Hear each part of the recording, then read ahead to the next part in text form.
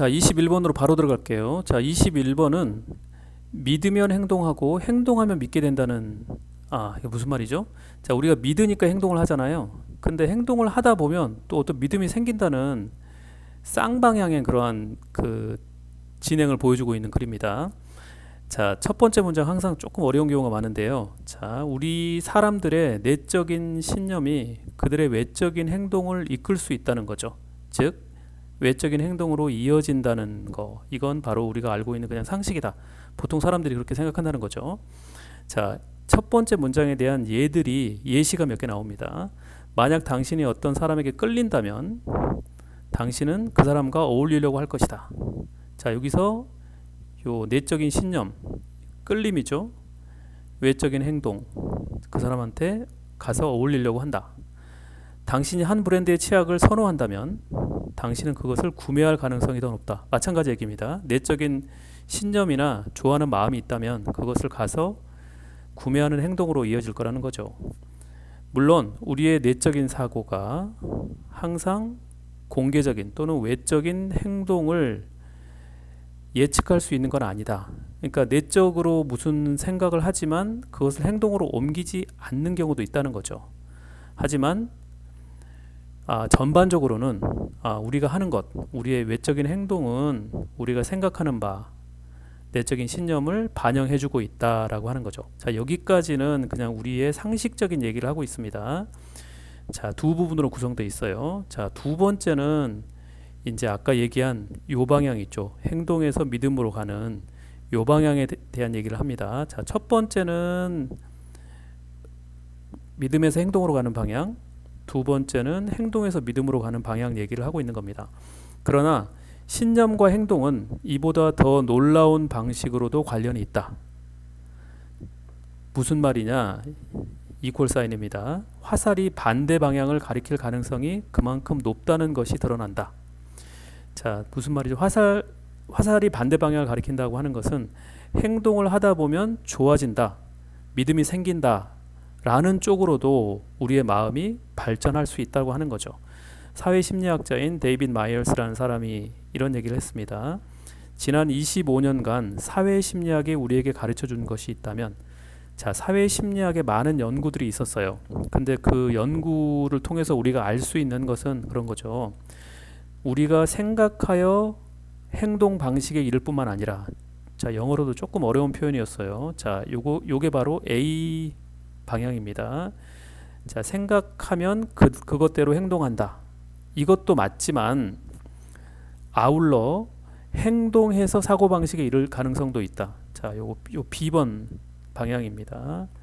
A는 상식, B번은 놀라운 방식입니다. 알겠죠? 자, 어떤 그 컴퓨터 화면 제품 광고 진행 방향 실험이라는 게 있는데 잠깐 소개를 한다면, 예전에 고등학교 2학년인가 그 모의고사에 나왔던 그 예문인데요. 그 참가자들을 컴퓨터 화면에 앉혀놓고 그 컴퓨터 화면에는 어떤 제품에 대한 정보가 나옵니다. 근데 A그룹의 사람들은 정보가 위에서 아래로 쭉 흐르면서 나왔다고 해요. 그러니까 이 사람들은 고개를 위아래로 끄덕끄덕 하면서 이 정보를 봤다라고 하는 거죠. 그리고 두 번째 B그룹의 사람들은 정보가 좌에서 우로 흘렀다고 합니다. 이 사람들은 고개를 가로 저으면서 봤다라고 하는 거죠. 그런데 그러고 나서 실험을 해봤더니 놀랍게도 이 컴퓨터 화면에 소개된 제품에 대한 선호도가 A그룹이 훨씬 더 높았다고 해요. 그러니까 계속 보면서 제품에 대해서 긍정 하면서 행동을 계속 끄덕거리는 행동을 했더니만 제품에 대한 좋아하는 마음이 생겼다라고 하는 거죠. 이 사람들은 반대고요. 자, 아주 좋은 요거랑 딱 어울리는 그런 예시가 될 것 같습니다. 자, 여기가 21번이었습니다.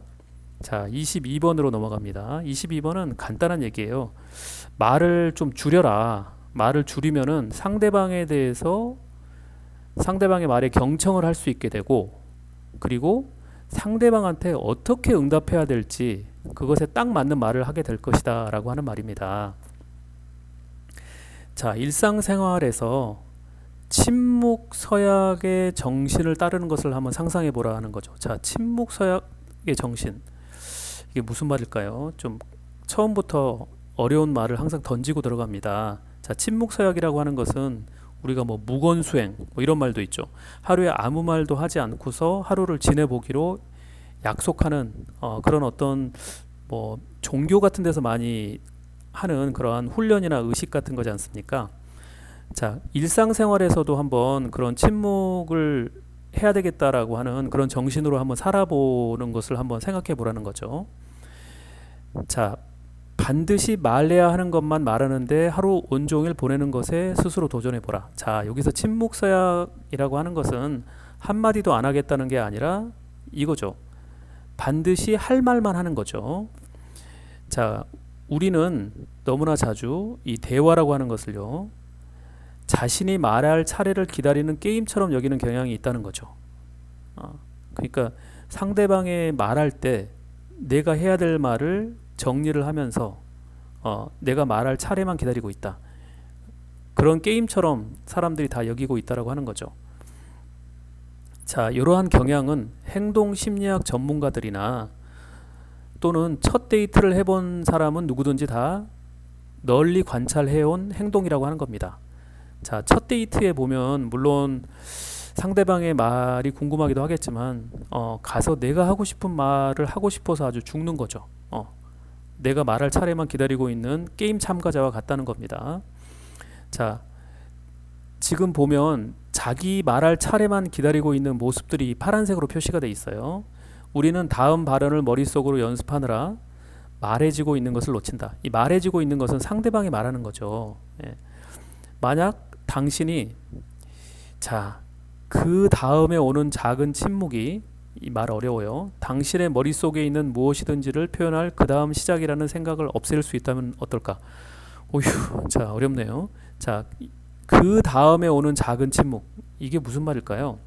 자, 상대방이 얘기를 하고 있습니다. 내가 아니고 상대방이요. 자, 상대방이 열심히 얘기를 하고 있는데, 자, 상대방이 얘기를 하고 이제는 이제 내가 얘기할 차례예요. 내 차례입니다. 근데 상대방이 얘기하고 난 다음에 작은 침묵이 있겠죠. 요겁니다. 요거. 잠깐 멈췄다가 내 말을 시작하잖아요. 그렇죠? 그 작은 침묵을 뭐라고 생각하는 거죠?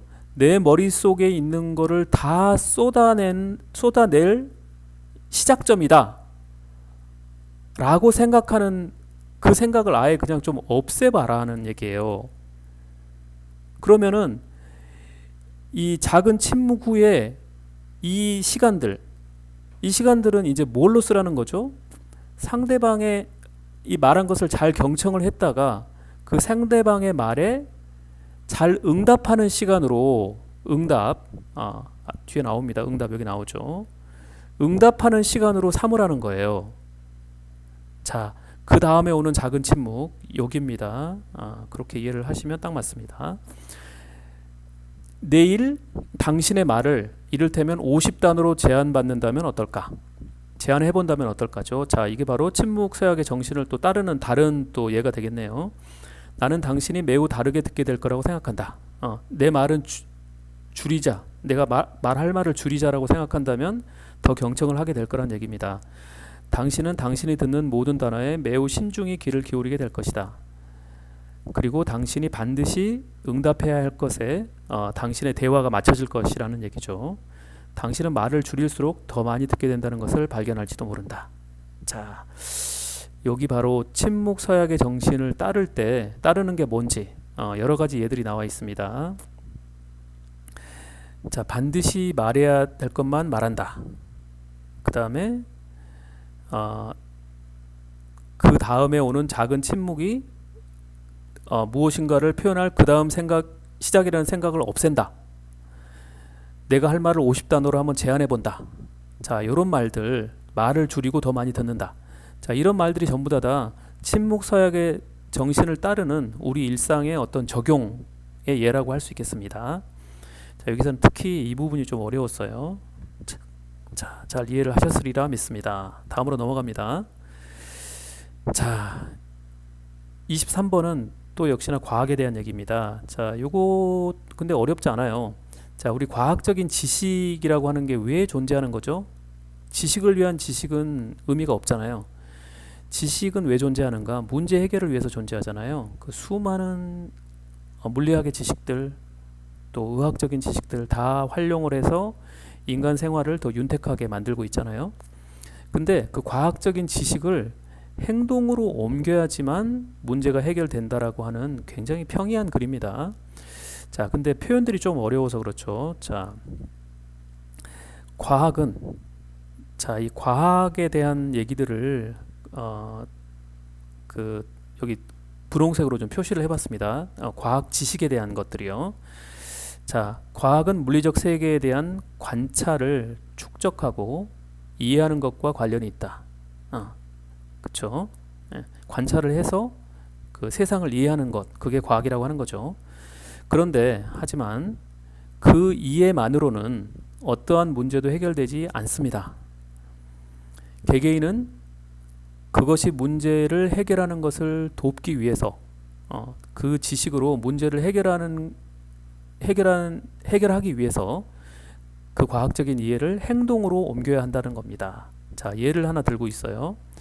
자, 과학적인 지식은 얘기합니다. 자, 이 노란 부분 과학적인 지식이나 이해에 대한 부분입니다. 규칙적인 운동이 심장병의 위험을 낮출 수 있다라는 과학적인 사실을 발견했어요. 이러한 사실을 아는 건 흥미롭지만 이것을 행동으로 옮겨서 실제로 운동하지 않는다면 그것은 당신의 개인 건강에 이 개인 건강이 바로 문제 해결의 어떤 그 모습이죠. 예죠. 아무런 도움도 되지 않을 겁니다. 바로 이 점이 어려운 부분입니다. 이 점이 뭐죠? 그 과학적인 이해를 행동으로 옮기는 걸 얘기하는 거죠. 자, 운동에 대한 기사를 읽는 것. 이것도 바로 이 노란색으로 되어 있죠. 그냥 이해만 하는 수준에 그치는 겁니다. 규칙적인 운동의 실제적인 루틴을 형성. 자, 이게 바로 행동하는 거죠. 하는 것은 더 어렵다. 이러한 점에서 과학은 사실 어떤 문제도 해결하지 않는다. 문제는 사람들이 과학에 의해서 제공된 지식을 취하고 이해를 하고 그것을 사용, 운동, 행동할 때만 해결된다라고 하는 거죠. 실제로 인류의 가장 큰 문제들 중 하나는 지식의 부족, 과학 이해의 부족이 아니라 행동, 운동, 규칙적인 운동의 실제적인 루틴을 형성하는 것이 부족해서 생긴다고 하는 얘기입니다. 쉬웠죠? 자, 24로 넘어갑니다. 자, 24번은 조금 어려워요. 자, 세상에는 많은 의견들이 있습니다. 근데 이 의견들은 현실이나 실제가 아니라고 하는 거예요. 그것은 현실이나 실제를 그대로 드러내주는 게 아니라 실제나 현실은 바로 참이라고도 할 수 있죠. 진리로 이해하면 좋을 것 같아요. 이 현실이라는 얘기를. 이 현실이 아닌 그 현실 또는 실제 진리에 대한 해석일 뿐이다. 그래서 해석은 다 다를 수가 있잖아요. 그러니까 자, 너의 의견을 너무 절대화하지 말아라. 상대화해라. 상대방을 이해하라. 상대방의 입장에서 생각을 할 수 있는 어떤 철학적인 윤리적인 근거를 제시하고 있는 겁니다. 자, 이 노란색으로 되어 있는 부분들은 다 이 내 의견을 진리라고 생각하는 그런 오해에 대한 부분이에요. 오해입니다. 이 노란색은. 자, 우리가 논리적이고 객관적이고 합리적이고 그리고 분석이나 판단이나 결정하는 데 있어서 아주 정확하다고 생각, 착각, 오해를 합니다. 그래서 내 말을 듣는 사람들이 똑같이 논리적이고 객관적이고 합리적이라면 내 결정이 정확하니까 그 사람들은 나한테 동의를 할 거고 내가 보는 것과 똑같은 방식으로 사물을 볼 거라고 생각을 한다는 거죠. 하지만 그 반대가 사실이라고 하는 겁니다. 그 반대가 사실이라는 건 뭐죠? 자, 상대방이 나처럼 보지 않는다라고 하는 거예요. 왜냐하면 왜 그렇죠? 내가 논리적이고 객관적이고 합리적이지 않기 때문이에요. 자, 아까 현실이나 실제 대한 얘기입니다. 이거 현실이나 실제 또는 진리는 지극히 논리적이고 객관적이고 합리적이고 정확하고 그렇죠. 근데 그렇지 않습니다. 그렇기 때문에 사람들은 내가 얘기를 해도 그것에 동의하지 않을 때가 많아요. 모든 사람의 뇌는 다릅니다. 그리고 인생 경험도 달라요. 그리고 욕망과 지식이 달라요. 왜 이런 얘기를 하고 있죠? 사람들의 해석이 다른 이유를 제시하고 있습니다. 해석까지도 같으면 좋잖아요. 그렇죠? 해석까지도 같으면 다 똑같이 동의하면서 의견 충돌이 없을 텐데 그렇지가 않아요. 이렇게 다 다른 배경을 갖고 있기 때문에 해석은 다를 수밖에 없다라고 하는 겁니다. 당신은 당신이 현실적 뭔가 진리를 드러내고 있다라고 생각을 합니다. 즉 당신의 생각이 현실과 일치한다, 실제와 일치한다, 또는 진리와 일치한다라고 생각할 수 있지만 그것은 불가능합니다. 그것은 현실에 대한 당신의 해석일 뿐이며 그것이 뭐죠? 당신의 생각입니다. 다른 사람의 생각과는 항상 다릅니다. 뭐 같을 때도 있겠죠. 하지만 많은 경우 다르다. 자, 예가 나옵니다. 월드컵에서 두 나라가 경기를 할 때 각자의 팬들, 아하, 이거 정말 너무나 많이 우리가 경험하는 거죠. 상대방이 저지르는 모든 반칙을 다 놓치고 봐주지 않는다고 심판들을 비난합니다. 하지만 서로가 똑같은 얘기를 하고 있는 거죠. 어김없이 각 팬층은 심판이 자기 팀에 불리하게 편파적이다. 우리 팀한테 유독 편파적이다라고 나도 생각하고 상대편 팀도 그렇게 생각하고 있다는 겁니다. 왜 그러죠? 여기서는 각 나라의 사람들이 생각하는 것은 실제가 아니고 진리가 아니고 그 실제나 진리에 대한 해석만 서로 하고 있기 때문에 이 해석은 다르다고 하는 겁니다. 왜 다르죠? 자, 그 사람들의 뇌 구조가 다르고 인생 경험이 다르고 욕망이 다르잖아요. 지금 우리 팀 이겨야 된다라고 하는 욕망이 지배하고 있기 때문에 같을 수가 없는 겁니다. 자, 여기 아까 그 해석이 다르다고 그랬잖아요.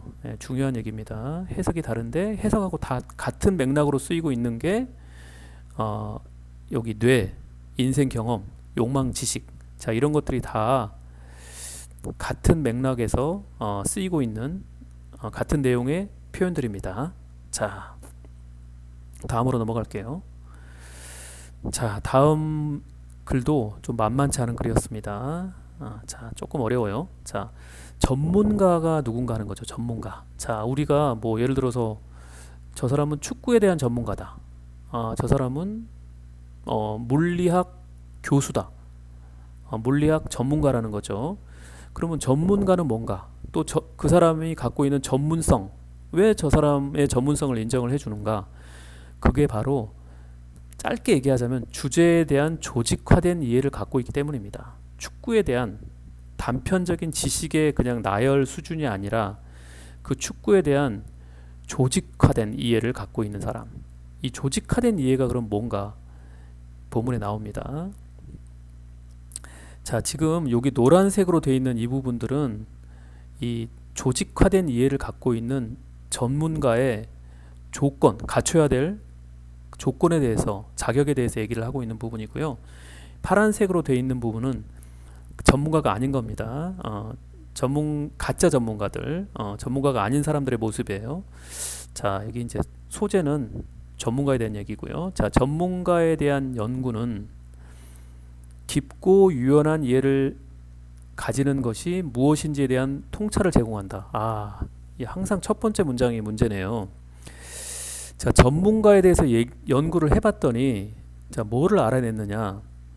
어떤 주제에 대해서 깊이 있고 유연한 이해를 가지는 것이, 유연한 이해라고 하는 것은 그 지혜를 갖다가 여기저기에 다 적용해 볼 수 있는, 서로 우리 뭐 통섭이라고 그러잖아요. 여러 학문을 넘나들면서 그 주제에 대한 이해를 적용까지 할 수 있는 그러한 유연한 이해를 갖는 것이 뭔가 라는 것을 알게 됐다라고 하는 거죠. 이게 여전히 어려운데, 자, 다시 한번 정리를 할게요.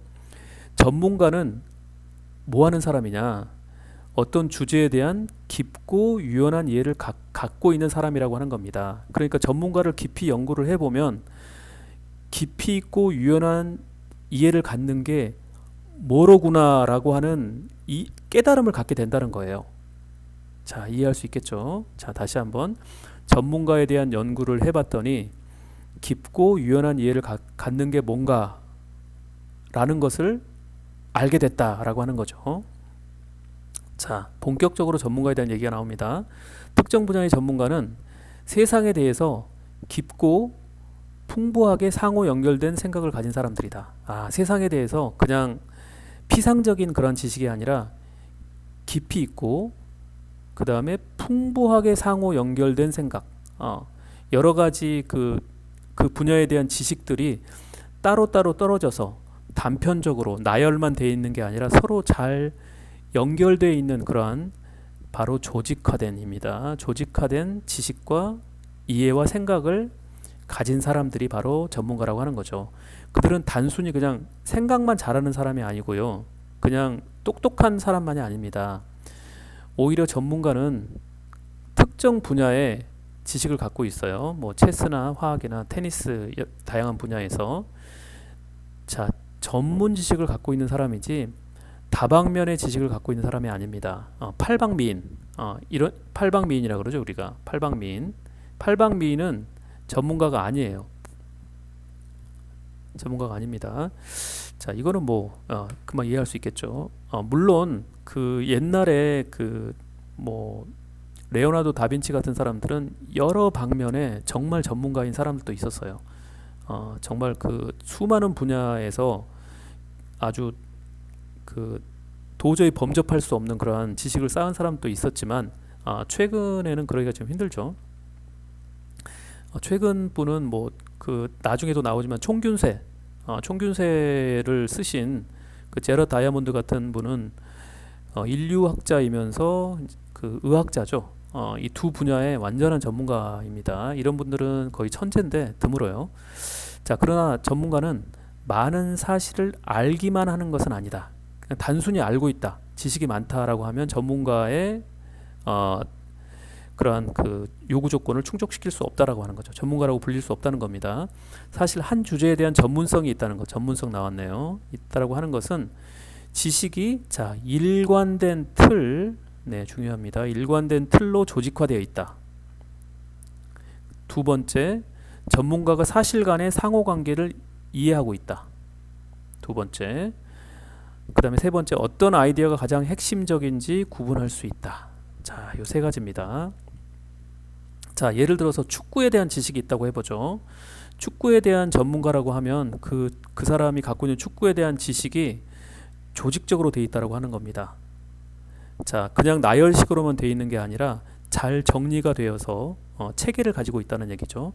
그 다음에 두 번째, 그 사실들 사이에 어떤 관계성이 있는지도 잘 이해를 하고 있고요.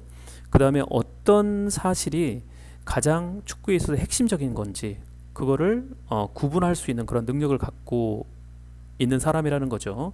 자, 이 1, 2, 3을 한꺼번에 다 아우르는 표현이 바로 다음에 나옵니다.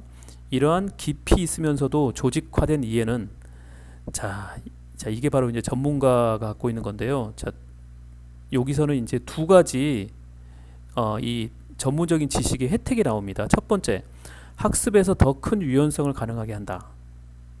아까 얘기했죠. 학습을 할 때 그 학습을 보다 유연하게 받아들일 수 있게 되고요. 두 번째는 그 유연한 학습을 통해서 다양한 맥락에 걸쳐서 그 지식을 적용을 할 수 있게 된다는 거죠. 이 두 가지의 전문적인 지식을 가진 사람의 어떤 그 장점이나 혜택을 마지막으로 얘기를 하고 마치고 있습니다. 자, 전문가는 누구인가? 바로 깊이 있으면서도 조직화된 이해를 갖는 사람이다. 그래서 배움에 있어서 굉장한 유연성을 가지고 있는 사람이고요. 뭔가 새로운 지식을 배울 때 그걸 갖다가 다양한 각도로 접근해서 배울 수 있는 사람, 그리고 또 그 배운 지식을 다양한 곳에 적용을 할 수 있는 사람. 예. 자, 그런 사람이 되겠습니다. 전문가가 되기 참 어렵네요. 자, 다음으로 넘어갑니다. 자, 30번은 다시 깊은 터널을 빠져나와서 좀 재밌는 일이 되겠습니다. 자, 이 30번은 한마디로 생태학적인 오류에 대한 얘기예요. 자, 생태학적인 오류가 뭐냐면, 자, 어떤 하나의 사건이 있습니다. 자, 사건이 일어났어요.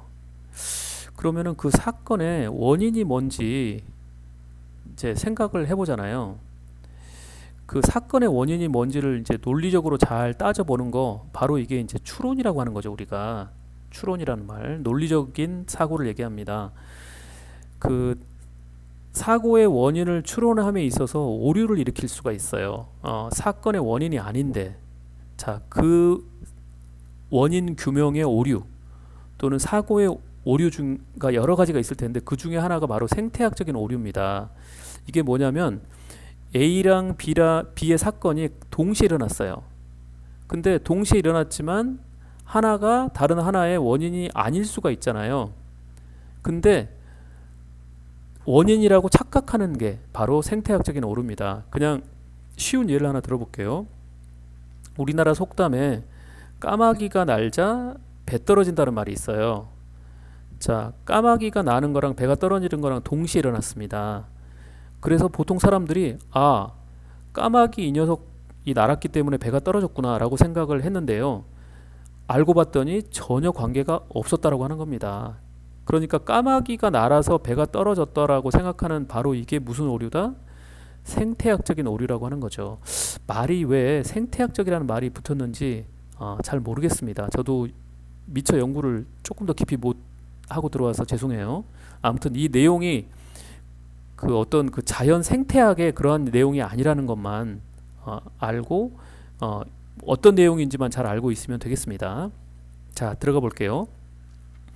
사람들이 사건을 관찰하고 나서 자, 왜 그런 사건이 일어나는지 원인이죠. 원인에 대한 설명을 찾는 것은 당연합니다. 그러나 때로는 하나 또는 그 이상의 오해로 인해서 잘못된 정보나 오해로 인해서 추론이 잘못되어질 수가 있죠. 그렇죠? 자, 원인 규명을 다른 데서 찾을 수가 있게 된다는 거죠. 그 중에 하나가 생태학적인 오류입니다.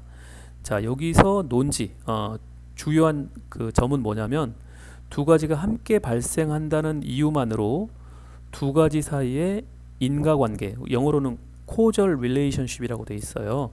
인과관계가 있다라고 주장해버리는 것, 이겁니다. 이거 까마귀가 날아서 배가 떨어졌다라고 주장하는, 그렇게 단정지어 버리는 게 바로 생태학적인 오류라고 하는 겁니다. 자, 예를 들어놨네요. 자, 까마귀랑 배의 예를 들어놨으면 더 좋았을 텐데 조금 더 의미 있는, 자, 1950년대 아마 그 미국을 배경으로 한 걸 겁니다. 범죄율을 조사를 해봤더니 어느 지역에서 제일 높았느냐? 이민자가 제일 많은 지역에서 가장 높더라. 자, 이게 바로 한 사건. 자, 범죄율이 높다는 게 하나의 사건이고 이민자가 많다라고 하는 게 또 다른 사건이죠. 이 두 가지가 동시에 공존하고 있다.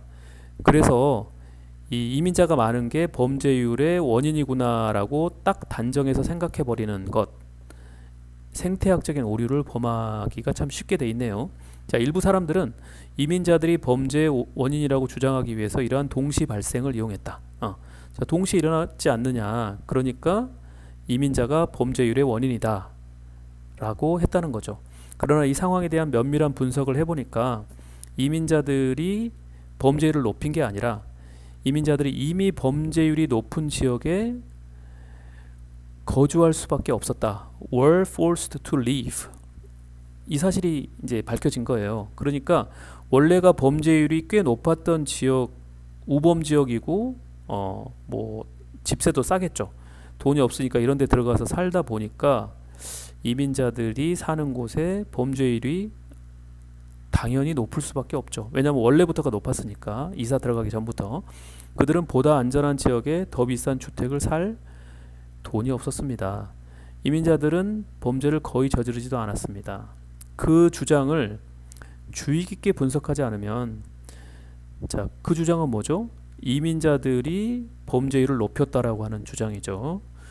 분석하지 않으면 그 관계를 잘못 해석하여 잘못된 믿음을 형성할 수 있습니다. 그 관계를 잘못 해석한다라고 하는 건 뭐죠?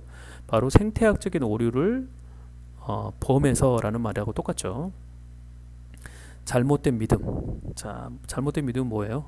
이민자가 범죄일의 주범이다 라는 믿음을 형성할 수 있으니까 조심하라는 얘기입니다.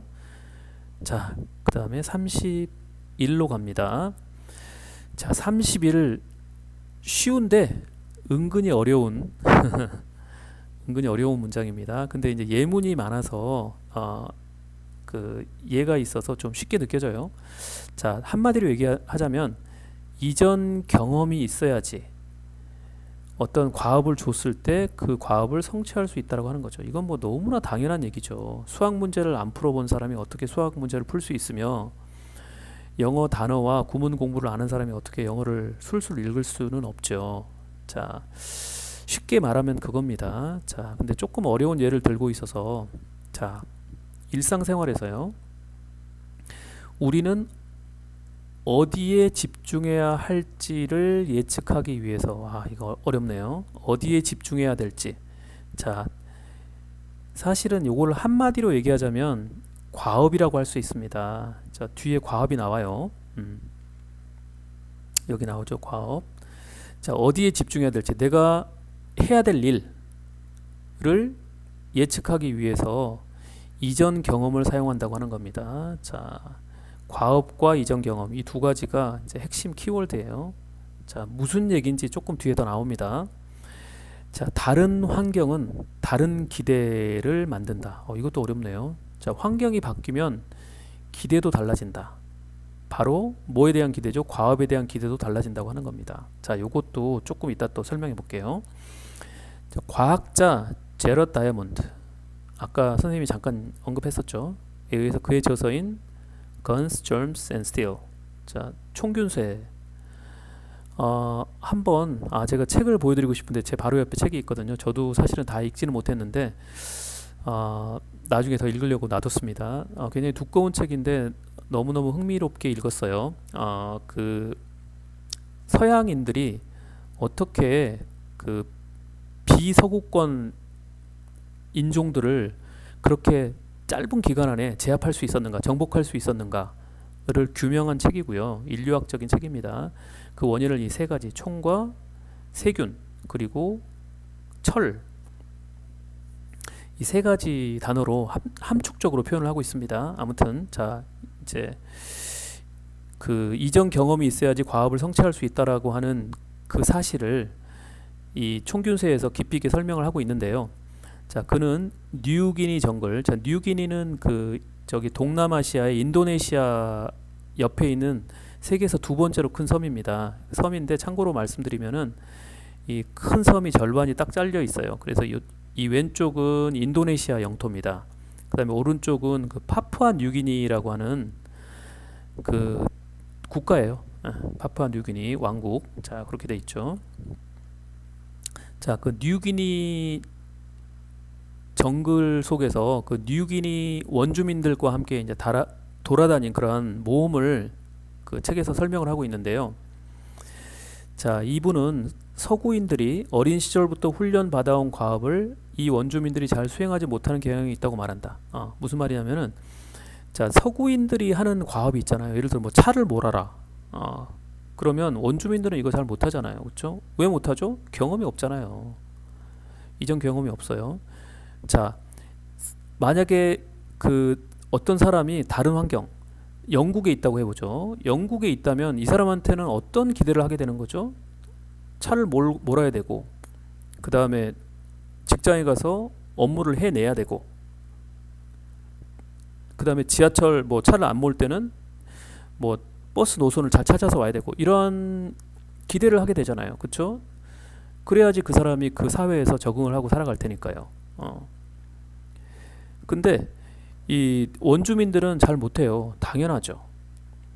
하지만 이 원주민들이 멍청한 것은 절대 아닙니다. 자, 원주민들이 할 수 있는 일이 있어요. 원주민들이 집중해야 될 일. 자, 원주민들이 어떠한 일에 대한 기대를 받고 있는지, 자, 그 예가 나와 있습니다. 정글에서 사는 사람들이잖아요. 정글의 가장 미묘한 변화를 감지할 수 있어요. 자, 그렇게 감지를 하면 포식자의 흔적을 추적하거나 집으로 돌아오는 길을 찾는 데 유용합니다. 태양이 어디에서 어느 방향으로 움직이고 있는지, 그 다음에 뭐 나뭇잎 이 얼마나 떨어져 있는지, 흙에 어떠한 짐승의 발자국이 있는지, 자, 이러한 뭐가 달라진 것을 잘 감지를 할 수 있어야지 포식자의 먹이가 되지 않고 길을 잃지 않고 집으로 올 수가 있습니다. 그들은 어떤 곤충을 먹지 않고 그냥 손대지 않고 놔둬야 될지도 알고 있고요. 어디 가면 음식이 있고 어떻게 하면은 정글 안에서 피난처를 뭐 오막 같은 거 빨리 만들고 또 빨리 철거하는지도 다 알고 있습니다. 이게 바로 이러한 일들이 그 뉴기니 사람들의 과업이죠. 그렇죠? 그리고 뉴기니 사람들이 매일 받고 있는 어떤 그 삶의 기대라고도 할 수 있습니다. 자, 그러한 장소에서 시간을 전혀 보내본 적이 없는 이 다이아몬드 박사님은 이러한 것들에 주의를 기울일 능력이 없다. 왜 없죠? 이전의 경험이 없잖아요. 이전의 경험이 없잖아요. 그가 그런 과업들에 대한 시험을 본다면 그 역시 잘 못할 거다. 당연합니다. 그리고 영국에서는 이 다이아몬드 박사님한테 이러한, 물론 이분은 이제 뭐 미국인입니다. 그 UCLA 교수였던 걸로 알고 있는데 지금도 하시는지는 모르겠어요. 아무튼 이분한테는 그런 기대를 하지 않죠. 예. 이분의 기대는 또 따로 있습니다. 그리고 그분은 그걸 잘 수행하고 계세요. 왜냐하면은 이전의 경험이 있기 때문에요. 자, 그 다음으로 넘어갈게요. 32번 너무 재밌는 글입니다. 자, 32번 과도한 초기 가격의 오류. 이거는 이 지문은 별로 이해하기 어렵지 않았을 거예요. 자, 처음에 물건을 판다고 하면 네가 사업을 시작해서 처음에 가격을 너무 높게 매기지 마라. 오버프라이스라 그러죠. 그거 하지 말고 점유율 많이 팔 생각부터 해라는 얘기죠. 이게 더 중요하다. 자, 대부분의 기업가들은 새로운 제품과 서비스를 만들고 출시하는데 엄청난 시간과 노력을 들입니다. 자, 이 노란색으로 되어 있는 부분이 이제 약간 그 오류를 불러일으키는 그러한 원인들이 되겠어요. 자, 이거 정말 한 3년 동안 무지한 시간과 노력을 들여서 출시를 했습니다. 그랬기 때문에 가격을 너무나 비싸게 책정하는 실수를 저지르고 만다는 거예요. 자, 왜 그러죠? 그들은 자신이 매우 소중히 여기는 무언가를 만들었고 그것은 그들의 겁니다. 고객들의 게 아니에요. 이건 내 거야. 그리고 그 강한 소유감, 이거는 나의 자식, 나의 피와 땀이 어려있는 나의 자식이라고 하는 그 소유감 때문에 가치에 대한 그들의 인식을 왜곡시킨다고 하는 거죠. 자, 무슨 얘기입니까? 내가 볼 때는 이거는 100만 불짜리입니다.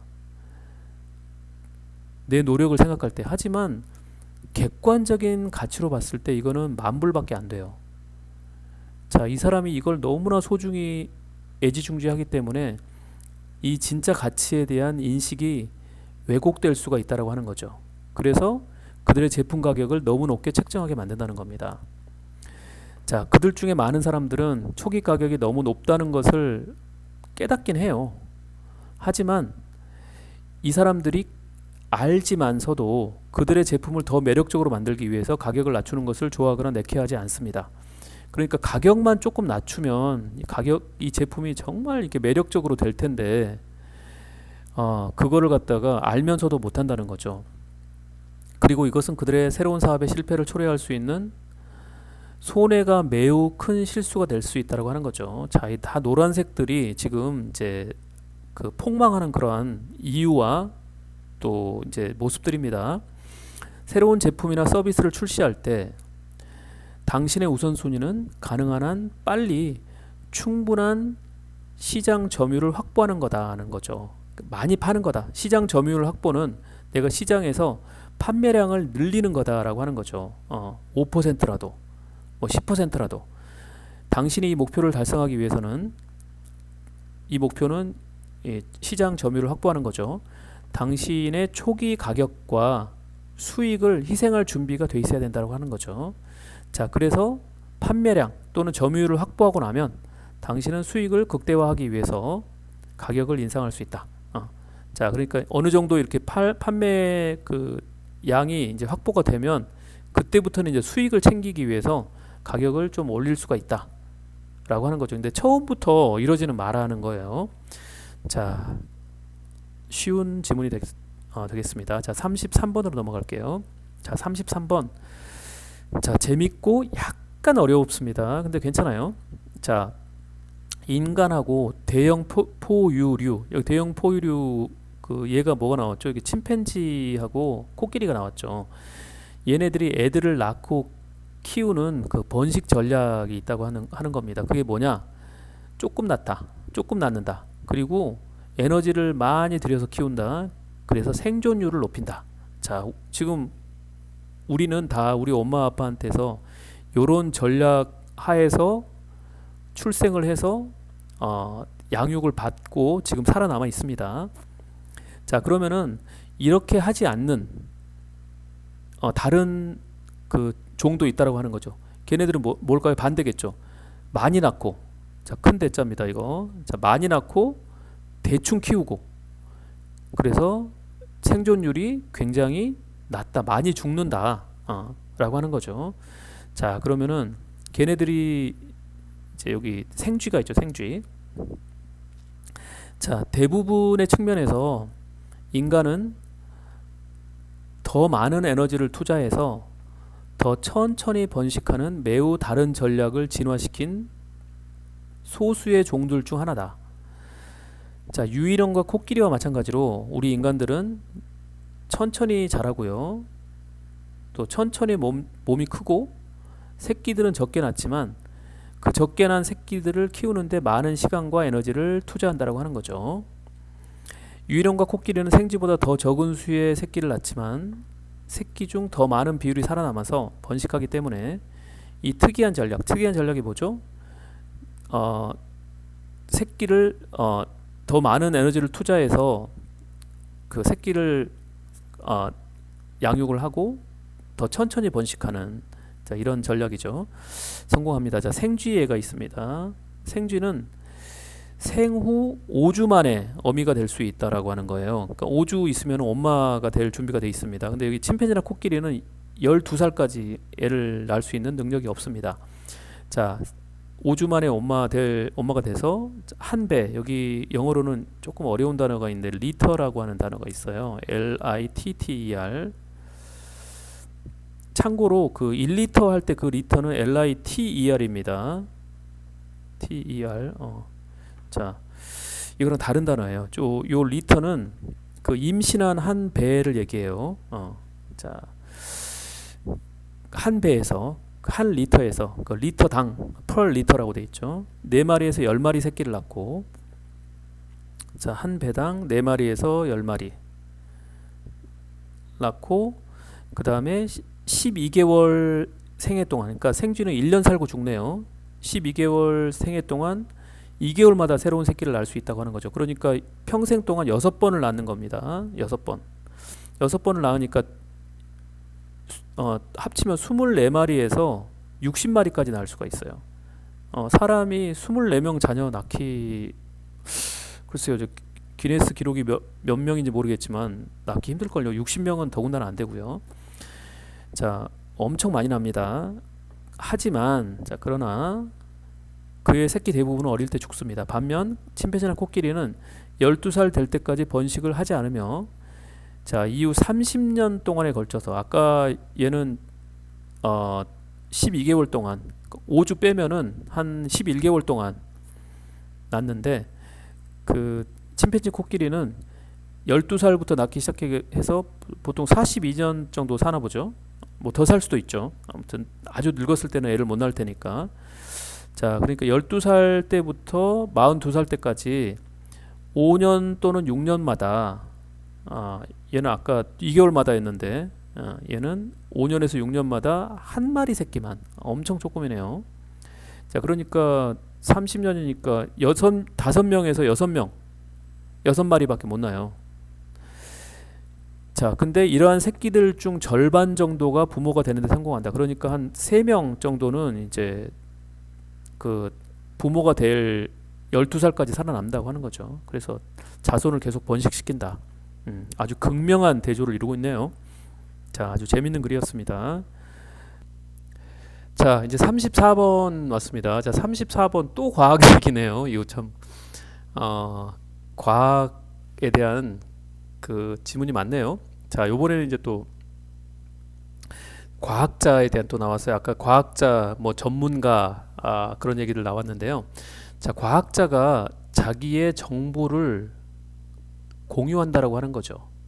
주로 이 정보 공유의 범위는, 그러니까 예를 들어서 어떤 과학자가 뭔가 이론을 발표를 하려고 할 때요, 그 모든 그 정보들이나 그 진척 사항을 공개를 하는데 일반인한테 다 공개하진 않죠. 과학 커뮤니티에 공개를 하는 겁니다. 그렇게 하다 보면 두 가지의 어떤 이점이 생겨요. 첫 번째는 모두의 검증이 가능하다고 하는 거죠. 두 번째는 이 과학자의 이런 이 정보들을 다른 과학자가 이용을 해서 또 다른 어떤 자신들만의 이론을 또 개발해 낼 수가 있다라고 하는 거예요. 자, 이 두 가지의 유익을 얻을 수 있다라고 하는 거죠. 우리가 그 피어 체킹이라고 하는, 그 피어라고 하는 잘 안 써지네요. PEER, 동료라고 하는 단어 있죠. 그 피어 체킹 시스템, 그 동료들이 이렇게 같이 점검해 주는 그런 시스템을 이 과학 커뮤니티는 갖고 있다라고 하는 거죠. 상당히 좋은 것 같아요. 한 가지 조금 우려가 되는 것은, 예전에 과학사에서도 그런 일이 많이 있지만, 누군가의 어떤 그 과학이나 과학기술의 발명을 누가 훔쳐가지고 자기 거인 양 먼저 발표를 한다거나 또는 특허를 먼저 내버린다거나 하는 그러한 좀 그 안 좋은 사례들이 있었잖아요. 그럴 위험성도 있긴 하지만서도 그런 거는 사실 소수에 불과하고, 이 전체 사회나 전체 과학계, 과학 소사이어티의 입장에서 봤을 때는 굉장히 서로 도움을 주고받는 그런 시스템이라고 하는 겁니다. 자, 과학자들은 중요한 새로운 발견을 하거나 실험적으로 어떤 가설을 증명할 때, 자, 가설을 세워놓고 막 실험을 해가지고 그걸 이제 증명을 해내죠. 이 사이에는 이제 실험이 있습니다. 증명할 때 일반적으로 그 의미를 그 어떤 과학적인 사실의 의미죠. 의미를 혼자서만 생각하고 또 그것으로부터 추가적인 이론을 도출할 수 있도록 자기 혼자만 몰래 생각하고 몰래 어떤 이론을 도출하도록 하기 위해서 그 정보를 자기만 갖고 있지는 않는다라고 하는 겁니다. 자, 대신에 이렇게 하는 대신에 그들은 자신의 결과를 발표하고 데이터가 점검 가능하도록 만든다라고 하는 거죠. 이것은 다른 과학자들이 그들의 데이터를 재고 다시 한번 생각하게 만들고, 자, 왜냐하면 어떤 가설을 가지고 내가 지금 어떤 이론을 만들려고 실험 중입니다라고 하는 이 사실을 공표를 하잖아요. 그러면 다른 사람들이 보고 이 가설에는 조금 문제가 있는 것 같습니다. 이런 식으로 한번 해보면 어떨까요? 라고 어떤 제안을 한다 라고 했을 때, 그렇게 되면은 그 데이터 또는 어떤 그 정보 내지는 어떤 그 이론적인 사실이죠. 그 사실을 또는 이론을 다시 한번 재고를 해보게 되고, 자, 여기서 데이터는 그 비슷한 말로 한다면 어떤 가설이라고도 할 수 있을 것 같습니다. 그 가설이나 아니면은 그 실험치 뭐 이런 거도 될 수 있겠죠. 그 아무튼 이러한 새로운 그 과학 이론을 세우는 것과 관련된 어떤 정보들 또는 가설들을 다시 한번 생각을 해보게 되고, 어쩌면 그들의 결론을 반박하는 것을 가능하게 한다. 자, 방금 얘기했죠. 이 사람이 이러한 제안을 받고 또는 이러한 반박을 받고 이것을 다시 한번 생각을 해보게 되는 그러한 장점을 갖고 있다라고 하는 거죠. 이게 이제 첫 번째 장점입니다. 자, 그러면은 두 번째 장점은 조금 더 중요하다라고 하는 거예요. 자, 그게 뭐냐면, 다른 과학자들이 새로운 가설을 세우고, 이 새로운 가설은 이 다른 과학자들의 가설을 얘기합니다. 새로운 실험들을 수행하기 위해서 그 데이터는 누구죠? 그 첫 번째 그 자기 실험 내용을 공개한 그 과학자의 데이터를 사용하는 것을 가능하도록 한다는 거죠.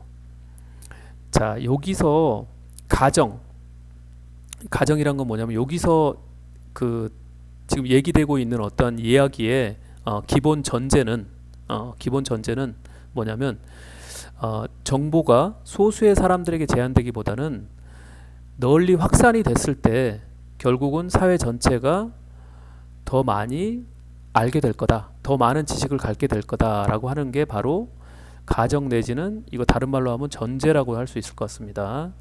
전제는 영어로 assumption이죠. assumption. 자, 예전에 저 수업하는데 어떤 학생이 assumption을 assuming fission이라고 발음을 해서 뭐 웃은 적이 있었어요. 자, 엄밀한 의미에서 모든 과학자는 다른 과학자들의 연구에 의존한다 라고 하는 거죠. 자, 알겠죠? 자, 서로 의존한다. 자, 그 공개한 과학자는 다른 과학자들의 점검을 받게 되고 또 이 자기의 이론을 더 정밀하게 다듬을 수 있어서 도움을 받게 되는 거고, 이 과학자는 이 처음에 과학자의 데이터를 사용해서 자기 것을 뭔가 만들어낼 수 있기 때문에 서로 도움을 주고받는다 라고 하는 거죠. 자, 그 다음에 35번으로 넘어갈게요. 자, 35번 좀 어렵습니다. 35번이 지금까지 중에서 제일 어려운 질문 같네요. 자, 35번. 자, 이게 뭐냐면 기억이라고 하는 것에 대한 내용이에요. 기억도 우리 모의고사에서 꽤 심심찮게 등장하는 주제죠. 자, 기억은 그냥 내가 봤던 거, 들었던 거를 그냥 꺼내는 게 아니고 저장된 지식을 새롭게 구성하는 과정이다라고 하는 거죠. 이게 또 뭐죠? 이런 얘기 조금 들은 적이 있을 거예요, 아마. 자, 1930년대에 이런 이제 프레드릭 발리트라고 하는 심리학자께서 이 경이라고 하는 것은 그 영국 왕실에서 주는 호칭이죠. 어떤 업적을 크게 이룬 사람에게 그 예전에 베컴 축구 선수 베컴도 받지 않았나 잠깐 생각이 되네요. 그래 베컴 경, 그러니까 서라는 그런 호칭을 주죠. 서 베컴 이렇게. 자, 경은 사람들에게 다른 나라의 민관 설화를 듣고 나중에 그 이야기들을 기억해내도록 요청을 했습니다. 자, 그러니까 어떤 사람들을 모아놓고 이 피실험자들, 서브젝트라고 하죠. 서브젝트, 피실험자들. 이 피실험자들에게 다른 나라의 민간 설화를 들려줬어요. 그래서 이제 나중에 한번 뭐가 기억나는지 물어봤습니다. 근데 당신이 추측할 수 있듯이 그 민간 설화가 아주 낯선 이야기라고 한다면 그 익숙한 이야기만큼은 잘 기억이 되지 않았습니다. 그런데도 그 기억의 오류들은 무작위적인 게 아니었습니다. 여기 어려워요. 자, 이게 무슨 말인가?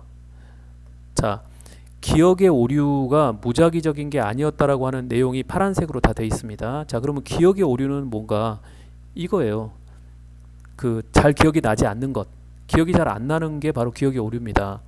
근데 기억이 잘 안 나는데 그냥 이 그룹의 사람들이 그냥 기억이 안 나는 사람들이 많았는데 그 기억이 안 나는 내용을 잘 살펴봤더니 그냥 아무렇게나 안 나는 게 아니고 어떤 패턴을 가지고 안 나더라 하는 거예요. 이 무작위적인 거의 반대는 어떤 그 기억의 오류에 패턴이 있다라고 하는 거죠. 어떤 유사성이 있더라, 어떤 동일성이 있더라고 하는 거죠. 자, 그 패턴이 뭔지가 이제 다음에 설명이 됩니다. 자, 오히려 피험자들은 공통적으로, 여기 공통적으로가 들어갔으면 참 좋았을 텐데요. 공통적으로 자신의 마음속에서 이야기의 비슷한 부분, 특히 그들에게 가장 이해가 되지 않는 부분을 종종 다시 썼다. 자, 무슨 말이냐면요. 설명해 드릴게요. 자, 여기 어떤 아주 낯선 설화가 있습니다. 자, 근데 어떤 부분은 조금 덜 낯설고 또 어떤 부분은 되게 좀 낯설어요. 자, 지금 이렇게 이제 돼 있는 이 구간이 되게 낯섭니다. 자, 이 구간이 되게 낯설어요. 자, 근데 나중에 이제 이 피실험자들한테 이제 다시 한번 써보라고 이제 얘기를 한 거죠. 얘기를 했더니 다들 비슷한 부분들을 다시 써더라 하는 거죠. 이게 다시 썼다는 게 무슨 말이냐면은 듣긴 들었는데 잘 이해가 안 되니까 그냥 그 처음 얘기가 들었던 그걸 그냥 꺼내는 게 아니라 이걸 갖다가 자기가 자기 말로 재구성을 해버리더라 하는 거죠. 다시 썼다는 것은 재구성입니다. 재구성 여기. 근데 그 재구성하는 내용들을 봤더니 사람들마다 다 비슷한 부분을 재구성을 해내더라 하는 거예요. 바로 이 부분들. 자, 이 부분들이 이 피실험자들에게 되게 낯선 부분들이었어요. 근데 다시 뭐 들었는지 한번 얘기를 해봐라 라고 얘기를 했더니 요 되게 낯선 이 부분들을 공통적으로 비슷하게 재구성을 해서 얘기를 하더라 하는 거죠. 무슨 말인지 알겠죠? 그래서 무작위적인 게 아니라는 거예요. 자, 여기 이해를 할 수 있을까요?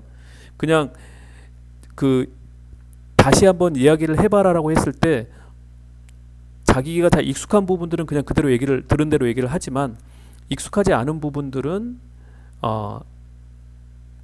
다시 재구성을 해서 얘기를 하더라라고 하는 거죠. 근데 그 익숙하지 않은 부분들이 되게 다 비슷한 부분이더라라고 하는 거죠. 그래서 무작위적인 게 아니다라고 하는 겁니다.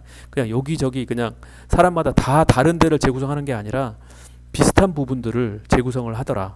근데 그 비슷한 부분들이 어느 부분이냐? 그 사람들한테 공통적으로 제일 이해가 안 됐던 부분들. 자, 이해가 됐으리라 믿습니다.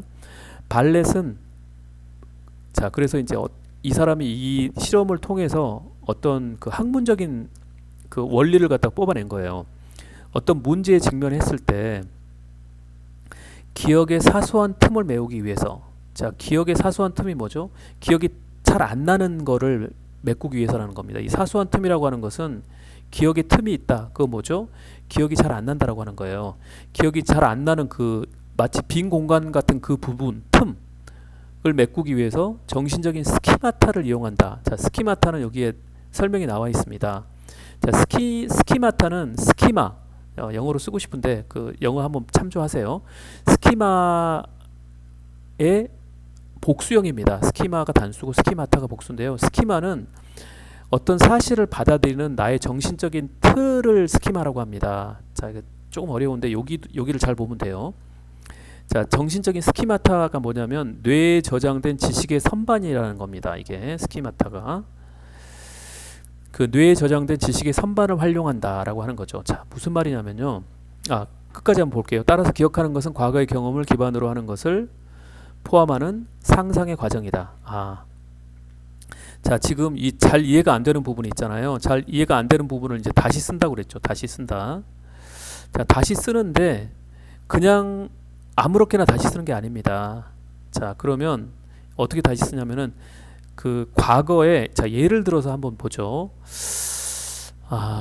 뭐를 예를 들까요? 만약에 그 어떤 그 아프리카의 설화라고 한번 이 사람이 들었던 민간 설화가 아프리카의 설화인데 우리가 한 번도 들어보지 못한 어떤 동물에 대한 얘기라고 생각을 해보세요. 그러면은 그 동물을 다시 기억을 해낼 때 우리가 그 동물이 뭔지 모르니까 우리가 알고 있는 동물, 뭐 예를 들어서 지렁이라고 합시다. 지렁이라는 우리가 알고 있는 경험 또는 지식을 기반 삼아서 선반 삼아서 그걸 활용해서 재구성을 해내더라 하는 거예요. 무슨 얘기인지 알겠죠? 그 어떤 무슨 동물 얘기를 들었을 때 이 동물은 지렁이랑 비슷하게 생겼겠구나 라고 생각을 하면서 그 지렁이 같이 생긴 그 동물이요 나타나서 어쩌고 저쩌고. 자, 바로 이게 바로 스키마타입니다. 우리가 잘 기억을 해내지를 못할 때 우리가 알고 있는 우리 뇌 속에 저장된 지식을 선반으로 사용을 해서 그 모르는 그 부분들을 갖다가 재구성을 해내더라 하는 거죠. 그래서 기억이라고 하는 게 뭐죠? 그냥 있는 것을 꺼내는 것도 기억이 될 수 있겠지만 잘 기억이 안 나는 그런 내용에 있어서는 과거의 경험을 기반으로 해서 이거를 상상을 하더라. 또는 이미지너티브라는 단어를 쓰고 있잖아요. 이미지너티브가 창의적인이란 말이잖아요. 상상력이 풍부한, 그러니까 어떤 창의적인 과정이다. 기억이라고 하는 게 그냥 있는 거를 갖다가 자, 내가 들었던 거 여기 있어요라고 꺼내놓는 게 아니라 그런 부분도 있지만 또 다른 면에서는 기억은 어떤 창의적인 뭔가를 만들어내는 그러한 행위다라고 하는 얘기죠. 자, 좀 어려웠습니다. 자, 여기에 그 기억의 오류들은 무작위적인 게 아니었다. 어떻게 됐느냐? 기억을 잘 못하긴 하는데 특히 그 실험자들 공통적으로 잘 이해가 안 되는 부분들을 다시 쓰고 있더라 라는 면에서 어떤 패턴을 갖고 있다라고 하는 거고, 그리고 그 기억을 재구성하는 데 있어서 기존에 저장돼 있던 지식을 선반으로 활용을 하더라, 그 어떤 정신적인 스키마타를 활용을 하더라 라고 하는 거죠. 내가 갖고 있는 어떤 정신의 그런 내적인 그 지식이나 틀을 활용을 하더라. 그래서 기억은 어떤 창의적인 과정이다 라는 어떤 결론까지 상당히 좀 비약적인 결론을 내리고 있습니다. 기억이 창작 과정이다. 굉장히 좀 뭐랄까요, 상식으로 얼른 이해하기 힘든 그런 주장이라고 할 수 있죠. 하지만 분명히 이 글을 봤을 때 그러한 측면이 있다라고 하는 거죠. 자, 넘어갑니다. 자, 이거는 쉽죠. 자, 문명이 다양하게 발전하고 멸망해 간다라는 얘기입니다. 자, 그냥 들어갈게요. 자, 역사는 사람들이 종종 말하기를 그 자체를 반복을 합니다. 자, 똑같은 패턴으로 계속된다라고 하는 거죠. 그리고 고대 문명의 역사적인 기록들을 보면 몇 가지 일들이 정말로 반복해서 일어나는 것처럼 보인다. 자, 두 나라의 예가 나옵니다. 476년에 멸망한 로마의 경우, 그리고 1000년 이상 후에 제2차 대전 이후에 해체된 대영 제국의 사례에서처럼, 자, 그러니까 476년에 로마가 망했잖아요. 그리고 이 476년부터 1000년 이상 후에 해체된 대영 제국의 사례에서 보자면, 자, 대영 제국은 뭔지 알죠? 영국이 가장 컸을 때, 자, 어느 나라 그 굉장히 많은 식민지를 갖고 있었죠. 그 어느 나라가 식민지였죠? 지금 영어 쓰는 나라들은 상당수 이제 영국의 식민지였죠. 미국이 그랬고요. 캐나다, 호주, 인도, 뭐 뉴질랜드, 엄청 큰 나라들이죠. 다 식민지로 갖고 있던 대영 제국입니다. 어떤 학생이 그 대형 제국이라고 알고 있는 학생이 있더라고요. 자, 근데 이 두 제국의 사례를 보면 역사가 똑같이 반복됐습니다. 그러니까 처음에 확장되고 거기서 만족하는 게 아니고 또 더 과도하게 확장되다가 결국은 이제 붕괴되는, 자, 그러한 패턴을 겪었죠. 근데 항상 이러한 패턴으로 가는 건가? 아닙니다. 자, 이렇게 된다면 고고학은 뭐 다 똑같죠. 결론이 지루한 학문이 될 겁니다. 한 가지 일이 반복해서 일어날 테니 말이다. 그러나 그것은 고고학자들이 보는 것이 아닙니다. 자, 고고학자들이 보는 바에 따르면 다르다는 거죠. 다른 패턴을 가진 문명들이 또 있다는 거죠. 자, 어떤 문명들은 서기 1520년대에 침략자들에 의해서 정복된 아즈텍과 잉카처럼 갑작스럽게 끝납니다. 참고로 아까 그 지문에서 나왔던 총균세에 보면은 이 잉카 문명이 어떻게 얼마나 어처구니 없이 그 스페인 침략자들에 의해서 붕괴가 되는지 너무나 드라마틱하게 나와 있습니다. 자, 그러한 제국들은, 자, 그러한 제국은 여기 아즈텍이나 잉카를 얘기하는 거죠. 과도한 확장의 결과로 붕괴할 기회조차 없었다. 확장되기도 전에 그냥 한 방에 날아가 버렸습니다. 그래서 문명의 경우에 역사는 그 자체를 반복한다라는 말은 지나친 단순하다. 자, 여러 가지 다양한 경우가 있는데 그냥 하나로 이렇게 묶어서 얘기를 할 수는 없다. 그건 지나친 주장이다라는 거죠. 자, 그러면 37로 넘어갈게요. 자, 이것도 내용 자체는 별 재미가 없지만 어렵진 않습니다. 자, 여기 두 가지, 특히 이제 그 아이들이나 청소년들 같은 경우, 예, 특히 이제 해당되는 얘기겠죠. 자, 성장형 사고 방식을 가진 사람들이 있는가 하면 고정형 사고 방식을 가진 사람들이 있습니다. 이 둘을 지금 대조를 하고 있습니다. 지금 여기서 노란색으로 되어 있는 것은 성장형 사고방식의 모습입니다. 그 다음에 블루로 되어 있는 것들은 고정식 사고방식입니다. 성장형 사고방식을 가진 사람, 그 학생들은 계속 노력이 중요하다는 얘기를 듣고 자랐어요. 고정형 사고방식을 갖고 있는 사람들은 아니야, 재능이 중요하지. 너는 재능충이야 라고 하는 말을 듣고 자랐습니다. 자, 서로 어떤 그 행동을 보이고 어떤 결과를 낳게 되는지 한번 보죠. 자, 스탠포드의 그 캐롤 드웩, 자, 여자분이네요. 자, 이분은 그 성장형 사고 방식 개념으로 국제적으로 인정받는 선구자입니다. 근데 이 성장형 사고 방식의 개념이 나와 있죠. 우리의 노력 속에서 지속적으로 성장하고 배우고 인내하는 방식이 바로 성장형 사고 방식입니다. 자, 이분이 이제 권위자신데, 자, 이 드웩 박사님에 따르면, 자, 요거는 이제 요 반대의 경우를 얘기하고 계세요. 자, 똑똑하다라고 하는 말을 듣는 아이들은, 이제 나는 이제, 야, 너는 진짜 너무 똑똑해, 천재야라고 하면은 그 혹시라도 똑똑하지 않은 증거가 나올까봐 이걸 피하려고 더 쉬운 과제를 택한다고 하는 거죠. 자, 문제가 A, B, C가 있으면 그 중에 제일 쉬운 거를 택합니다. 그래서 이거를 100점을 맞아가지고 역시 너는 똑똑해라는 말을 계속 듣고 싶어 한다는 거죠. 그래서 계속 쉬운 과제만 선택해서 실제로 미래 과제, 진짜 중요한, 진짜 뭐 진검승부가 있으면 그때는 기대에 못 미치는 성과를 낸다는 거죠. 이게 바로 이제 그 고정 사고 방식을 가진 학생들이, 사람들이 어떤 식으로 이렇게 결국은 쟤 왜 저러지? 잘하는 줄 알았는데, 똑똑한 줄 알았는데 라고 하는 그런 말을 듣게 되는지가 이제 나와 있습니다. 반대로, 자, 똑똑한 게 아니라 노력에 대해서 칭찬받은 아이들, 너는 진짜 최선을 다하는 아이야 라는 말을 듣는 아이들은 성장 사고방식이라고 부르는 것을 발달시킨다고 하는 겁니다. 자기도 모르게요.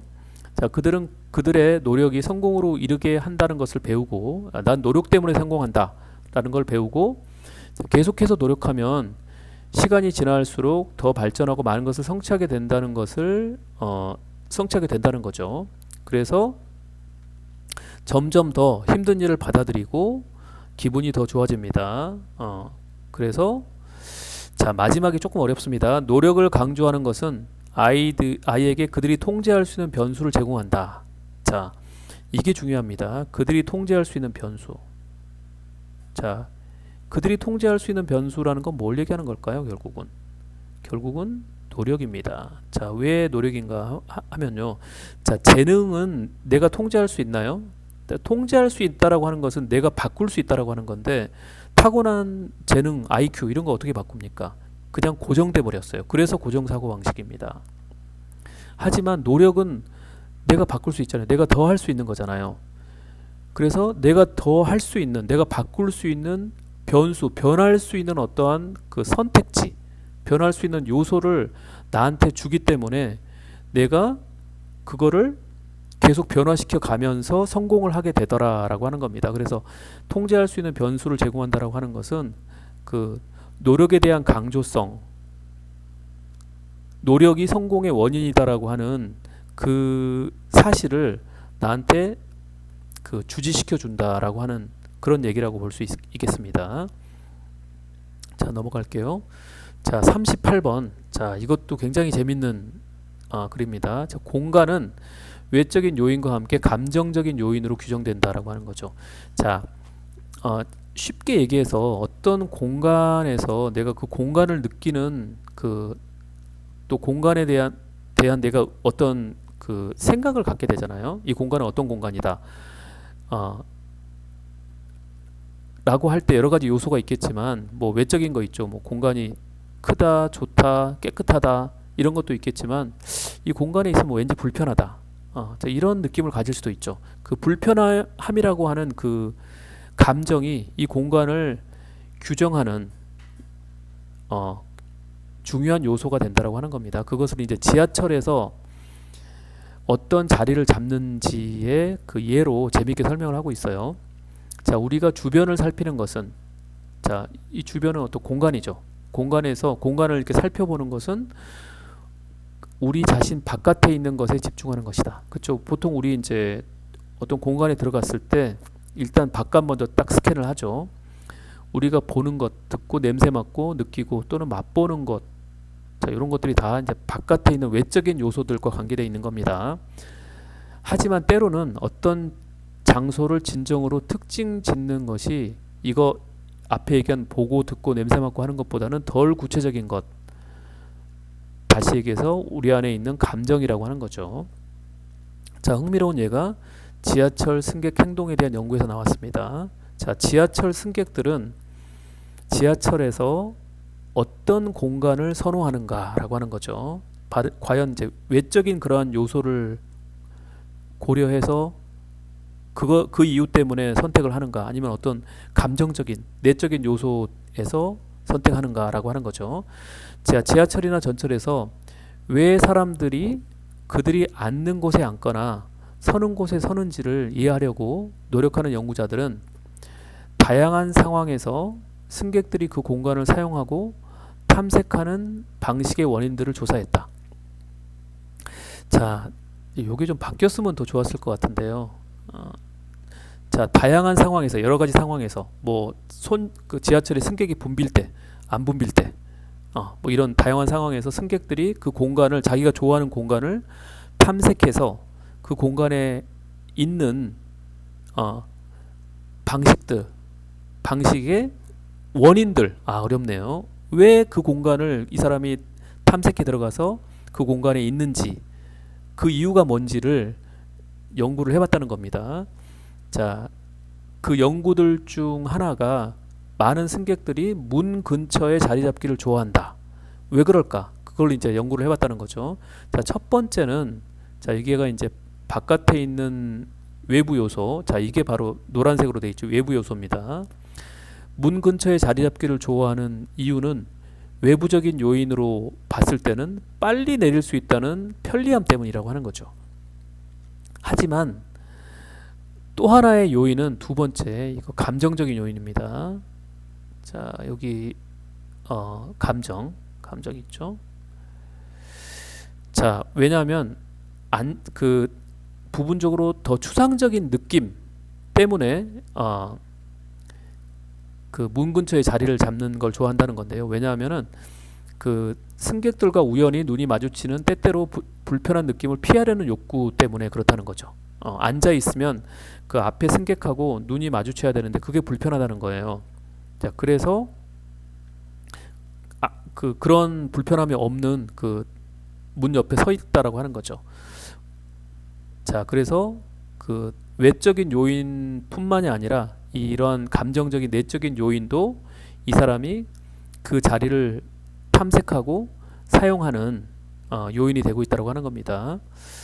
자, 우리는 감정들을 볼 수 없습니다.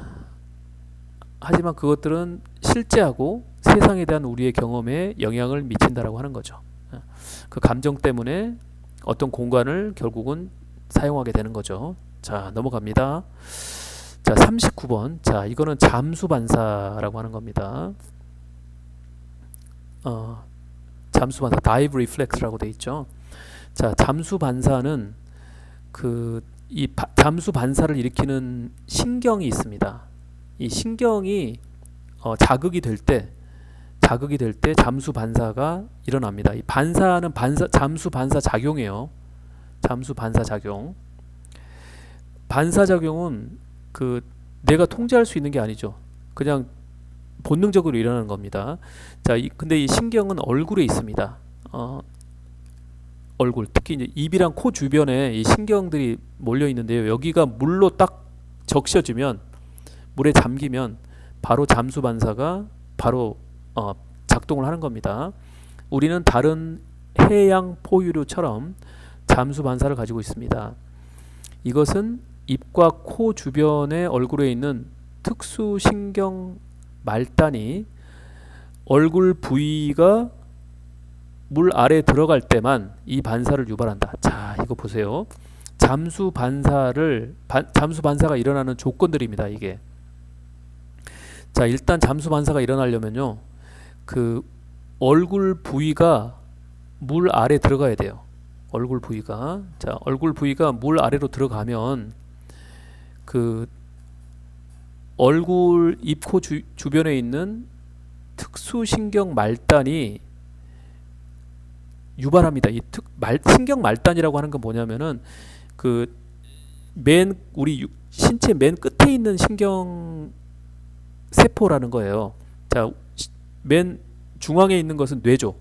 그 뇌부터 시작해서 우리 신경이 어디까지 내려가죠? 우리 뭐 손이랄지, 뭐 입이랄지, 피부 이런 데가 다 지금 말단이라고 하는 겁니다. 좀 어려운 표현이에요. 신경의 끝이란 얘기죠. 이 신경 말단에 뭐가 있습니까? 우리가 보통 이제 자극 수용체라고 하는 게 있죠. 그 신경 말단들이 자극을 감지하는 겁니다. 아, 이건 뜨겁다. 뭐 이건 아프다. 하면은 그게 뇌로 전달이 되는 거죠. 아무튼 우리 입 주위에, 코 주위에 그 신경 세포가 있고 그게 이게 물에 들어갔구나 얼굴이 라는 것을 감지를 하면 바로 잠수 반사가 시작이 됩니다. 자, 머리는 공기 중에 있는 상태로 물 속에 있으면, 자, 머리는 그 공기 중에 나와 있고 그 몸이 물 속에 있으면 잠수 반사는 없습니다. 왜냐하면 이 잠수 반사를 일으키는 특수 신경 말단은 다른 몸 부위에는 없어요. 하지만 우리가 작은 그릇 물 속에 얼굴만 집어넣고 나머지 몸 전체가 공기 중에 있다고 해도 잠수 반사는 유발이 됩니다. 자, 왜냐하면은 이 특수신경 말단이 얼굴에 있으니까요. 자, 그러면은 이 잠수 반사의 증상은 뭔가? 자, 1번 공기 구멍, 기도를 자동으로 막아버립니다. 자, 기도랑 식도는 달라요. 음식물 내려가는 그 길은 식도, 공기가 내려가는 길은 기도입니다. 기도를 자동으로 막아버리고 닫아버리고, 왜냐하면 거기로 물이 들어가면 안 되니까. 그래서 물을 삼킬 위험을 줄이고 폐 속의 작은 공기 통로를 좁혀버립니다. 자, 그것도 역시 물의 유입을 막는 거죠. 자, 동시에 심박수가 절반 정도로 느려지고, 자, 심장 박동수가 평소에 절반 정도로밖에 천천히 뛴다는 거죠. 자, 왜 그러죠? 자, 몸이 물속에 들어가면은 가장 위험한 게 뭐죠? 산소 공급이 안 되잖아요. 그러니까 몸에 있는 산소를 아껴야 됩니다. 심박수가 떨어지면 산소 사용이 줄어들어요. 절반으로 줄어드는 거죠. 그러니까 산소를 몸 안에 일단 아껴 놓는 겁니다. 그리고 또 하나, 혈액이 중요한 장기들로 보내진다고 하는 거죠. 자, 혈액을 왜 주요 장기로 보내죠? 혈액 안에 산소가 들어가 있잖아요. 그래서 그 주요 장기들에 산소를 공급을 해주는 겁니다. 이 두 가지 조치를 통해서 짧은 호흡 정지로 인한 영향으로부터 사람을 보호한다라고 하는 거죠. 자, 반면에 같은 포유류지만 아까 대형 포유류 얘기 나왔죠. 침팬지나 고릴라는 표면은 이게 수면이죠. 수면 아래에 얼굴이 있는 상태로 물 속에 있는 자신을 발견하면, 그러니까 물 속에 완전히 잠기면이에요. 얼굴이 물 속에 잠기면 당황해서 심장이 빨리 뛰어버립니다. 자, 그러면 아까 요거랑 반대가 되는 거죠. 심장이 빨리 뛰면 어떻게 되는 거죠? 산소 소비량이 훨씬 늘어나는 거죠. 그래서 금방 익사하게 된다. 산소 부족으로. 자, 이렇게 되는 겁니다. 잠수 반사. 자, 마지막입니다. 자, 마지막. 자, 진실 편향. 바이어스라고 하는 바이어스 편향. 참 지독하게도 모의고사에 많이 나오는 개념입니다. 바이어스 편향. 왜곡. 어떤 사실을 치우쳐 보는 거. 오류나 왜곡이죠. 자, 진실 편향은 뭐냐면 일단 믿고 보자라고 하는 그 진실 편향을 우리는 본능적으로 갖고 있다는 겁니다. 그리고 이 진실 편향에 좋은 점이 있어요. 정신적인 에너지를 절약한다는 겁니다. 자, 이게 무슨 말인가? 자, 쉬워요, 이 예문. 자, 인간이 서로 소통할 때 진실에 대한 자연스러운 가정이 있다라고 하는 겁니다. 자, 진실에 대한 자연스러운 가정. 즉 진실 편향이 있다. 자, 조금 더 읽어볼게요. 다시 말해서 우리가 다른 사람의 말을 듣거나 글을 읽을 때 자동적인 가정이 뭐냐면 상대방이 진실을 말하고 있다는 가정이라는 거예요. 자, 우리가 뉴스를 볼 때 물론 가짜 뉴스도 있긴 하지만 가짜 뉴스가 왜 나쁜 거죠? 사람들이 속으니까요. 왜 속죠? 진실 편향이 있어서 속는 거예요. 일단 누가 얘기를 하면 맞겠지 라고 일단 그냥 속단해버리는 단정해버리는 그런 성향이 있는데 그게 바로 진실 편향이라고 하는 겁니다. 자, 우리는 참 이것은 보통 잘 작동합니다. 이 진실 편향은 우리 인간의 그 성향인 진실 편향은 잘 작동합니다. 긍정적인 영향을 준다는 거예요. 자, 만약 당신이 누군가에게 화장실이 어디 있나, 어디 있는지, 그리고 밖에 비가 오는지를 물어본다면 이제 누가 가르쳐 줄 거잖아요. 화장실이 저기 있다, 비가 온다, 안 온다 하면은 보통은 믿잖아요. 당신은 대부분의 사람들이 그들의 응답에서 거짓말을 하지 않을 거라고 확신하며 가정할 수 있다. 자, 만약에 그들이 당신에게 말하는 모든 것이 거짓이라고 가정한다면 누군가와 대화하는 것이 얼마나 어려울지 상상해봐라. 뭐 화장실이 저쪽인데요? 하면은 네? 지금 거짓말 하시는 거 아니에요? 그렇게 되면은 정말 다 물어봐야 되겠죠, 그렇죠? 그리고 그 사람하고 이제 싸움이 날 수도 있습니다. 정말로 어떤 진실에 의문을 제기하고 그것을 믿지 않는 것을 선택하는 것은 추가적인 정신적인 단계를 요구한다. 이거 좀 어렵게 표현했네요. 쉬운 말인데. 자, 우리가 진실성의 의문을 제기한다. 안 믿는다는 거죠. 그리고 나 믿지 않을래 라고 선택을 하면 정신적으로 어떤 노력을 더 하게 된다는 얘기입니다. 그러면은 이제 또 찾아보겠죠. 머리도 고생하고 몸도 더 고생하겠죠. 대부분의 경우 인간은 인지적 구두쇠다. 자, 이게 무슨 말인가요? 자, 인지적인 구두쇠다. 생각을 더 안 하려고 한다는 얘기예요. 거기다 적어 놓으셔도 좋을 것 같아요. 생각을 더 안 하려고 한다. 자, 여기 바로 또 해답이 나오긴 합니다. 인지적 구두쇠가 뭔지. 이는 우리가 주어진 상황에서 보통 필요한 것처럼 보이는 것보다 더 많은 정신적인 노력을 기울이지 않는다. 자, 이 A라고 하는 그 일에서는 한 100 정도의 정신적인 노력만 있으면 될 것 같아요. 그러면은 요 이상은 더 안 하려고 한다는 거죠. 머리 쓰는 거 싫어한다는 거예요. 필요하지 않으면. 그렇다면 우리가 온라인에서 무엇을 볼 때 비록 그것이 가짜라고 해도 우리의 기본값, 디폴트죠. 우리의 정신적인 디폴트는 적어도 처음에는 그것을 믿는다라고 하는 거죠. 그게 이제 일리가 있다라고 하는 겁니다. 자, 그러니까 우리는 진실 편향을 가지고 있다. 그것은 우리의 기본값이다라고 하는 거죠. 믿음이 기본값이다. 믿음이 기본값. 그러면은 세상 살기가 조금 편하죠. 아이고, 어디 갔죠? 죄송합니다.